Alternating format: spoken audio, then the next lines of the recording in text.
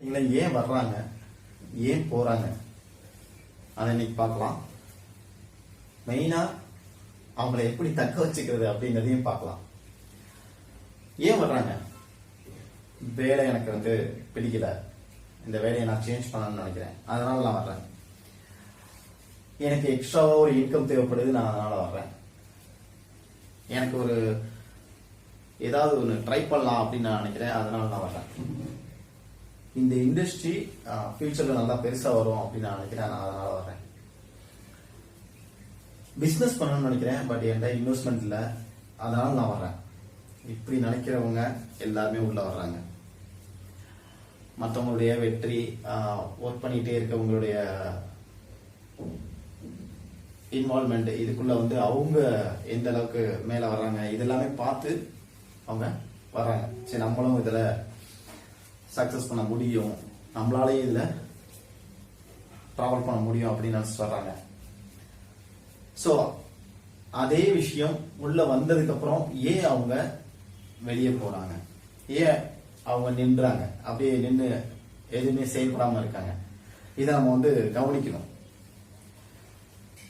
ஒண்ணு, எனக்கு என் வேலையை என் வேலையை விட்டுட்டு பாக்குறதுக்கு உண்டான நேரம் இல்லை அப்படின்னு நினைச்சிட்டு வெளியே போறாங்க. என் வேலையை விட இது ரொம்ப கஷ்டமா இருக்கு அப்படின்றவங்க வெளியே போறாங்க. வேலையை விட்டுட்டு பார்க்கணும்னு நினைக்கிறவங்க ஒரு சரியான ஒரு பிளான் இல்லாம எந்த நேரத்துல வேலையை பார்க்கணும், வேலையை தவிர்த்து இதை எப்படி பார்க்கணும்ன்றதுக்கு உண்டான பிளான் இல்லாம வெளியே போயிடுறாங்க.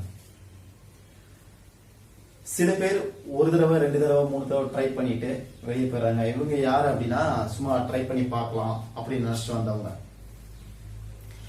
முதலீடு பண்றதுக்கு எந்த இன்வெஸ்ட்மெண்ட் பண்றதுக்கு எந்த பணம் இல்ல, அதுக்காக நான் இதுக்குள்ள வர்றேன் அப்படின்னு நினைச்சிட்டு வர்றவங்க ஒரு கட்டத்துக்கு மேல இதுக்குள்ள இன்வெஸ்ட்மெண்ட் பண்ண வேண்டிய சூழ்நிலை வரும்போது என்னால பண்ண முடியாது அப்படின்னு நினைச்சு வெளியே போயிடுறாங்க.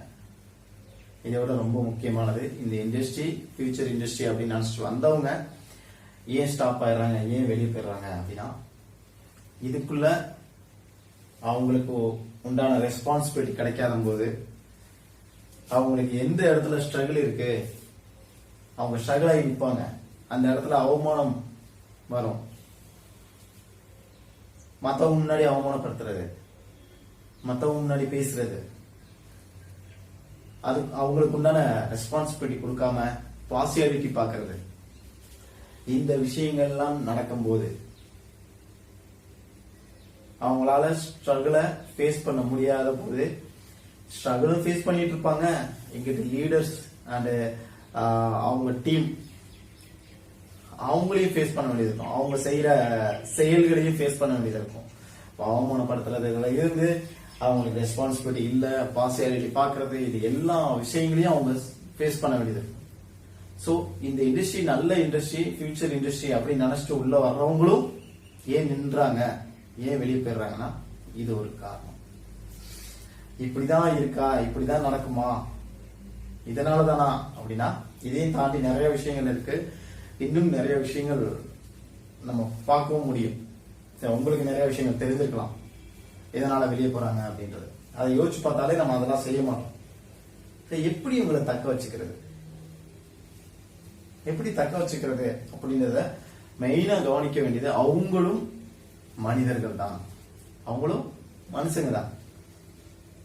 ரெண்டாவது, அவங்க உங்களை மாதிரியே செயல்படணும்.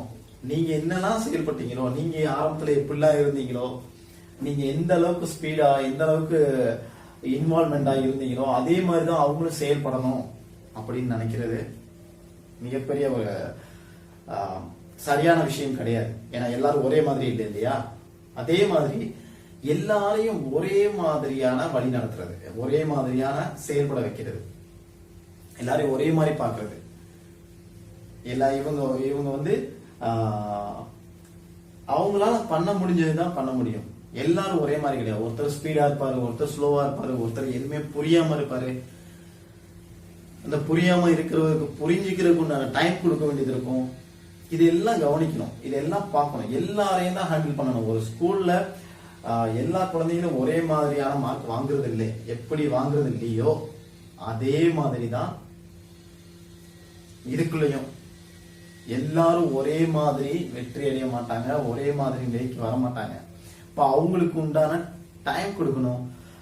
அவங்களுக்கு உண்டான அவங்க ஸ்ட்ரகிள் ஆகி நிக்கிறாங்க, எங்க ஸ்ட்ரகிள் ஆகி நிக்கிறாங்க, ஏன் அவங்களால அடுத்த லெவலுக்கு வர முடியல, அல்லது ஏன் அவங்க செயல்பட மாட்டாங்க அப்படின்றத அவங்கள இண்டிவிஜுவலா எந்த இடத்துல அவங்க ஸ்ட்ரகிள் ஆயிருக்குன்றத கவனிச்சு அதை சரியா ஹேண்டில் பண்ணணும். அவங்களுக்கு சரியா அதுக்கு உண்டான வழிகளை சொல்லி கொடுக்கணும். மெயினான விஷயம் இதுதான்.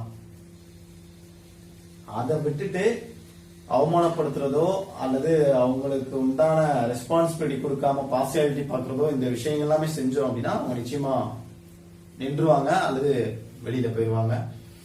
இப்ப இதையும் கவனிக்கணும். இது ரொம்ப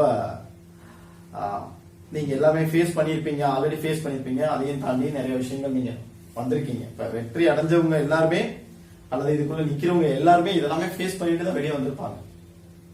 அதை விட ரொம்ப முக்கியம், இதுக்குள்ள அவங்களுக்கு உண்டான டைம் கொடுக்கணும். எல்லாருக்கும் ஒவ்வொரு நேரம் இருக்கு. அவங்க புரிஞ்சுக்கிறதுக்குன்னு ஒரு நேரம் இருக்கு, புரிஞ்சுக்கிடுவாங்க.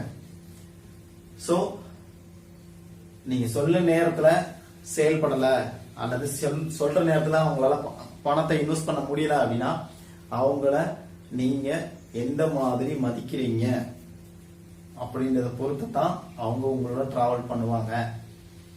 இதை நல்லா புரிஞ்சுக்குங்க.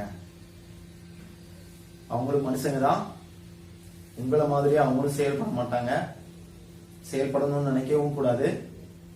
மூணாவது, எல்லாரையும் ஒரே மாதிரி பார்க்க கூடாது. ஒவ்வொரு நபர்களும் ஒவ்வொரு விதமா இருப்பாங்க. நாலாவது, அவங்களுக்கு உண்டான நேரம் கொடுத்து ஆகணும். அவங்களுக்கு புரிஞ்சுக்கிறதுக்கு உண்டான நேரத்தை கொடுக்கணும். அதுக்கு உண்டான சொல்யூஷன் இருக்கணும், வழியை சொல்லணும். அப்படிப்பட்ட ஒரு லீடரா நீங்க இருந்தால் கூட எல்லாருமே டிராவல் பண்ணுவாங்க. யாருமே வெளியே போக மாட்டாங்க, நிக்கவும் மாட்டாங்க, செயல்பட்டுக்கிட்டே இருப்பாங்க.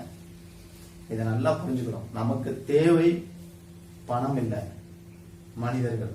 மனிதர்கள் இருந்தா போதும், ஆட்டோமேட்டிக்கா அந்த பணம் கிடைக்கும். இப்ப நெட்வொர்க் மார்க்கெட்டிங்ல நம்ம எம்எல்எம்ல நினைக்கிற எல்லாருமே பணம் பணம் பணம் பணத்துக்காக தான் வர்றோம். மனிதர்கள் இல்லாம எப்படி பணம்